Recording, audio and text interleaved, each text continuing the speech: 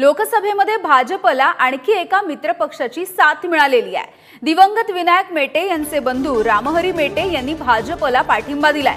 लोकसभेमध्ये जय शिवसंग्रामने आता भाजपला जाहीरपणे पाठिंबा दिलाय। चंद्रशेखर बावनकुळे जे भाजपचे प्रदेशाध्यक्ष आहेत त्यांची भेट घेतली आहे आणि नाशिकमध्ये हा पाठिंबा जाहीर केलाय। तर मराठा आरक्षणाचे समर्थन करत रामहरी मेटे यांनी हा पाठिंबा दिलाय।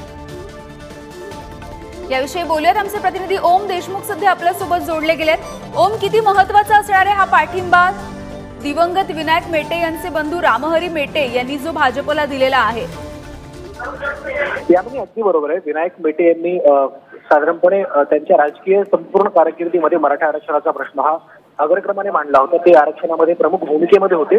त्यांच्या पश्चात त्यांचे बंधू रामहरी मेटे यांनी जय शिवसंग्राम या संस्थेच्या माध्यमातून या सगळ्या प्रकरणामध्ये भूमिका घेतलेली आहे। त्यांनी नुकतीच भाजपचे प्रदेशाध्यक्ष चंद्रशेखर बावनकुळे यांची भेट घेत भाजपला लोकसभेसाठी आपला पाठिंबा घोषित केलाय।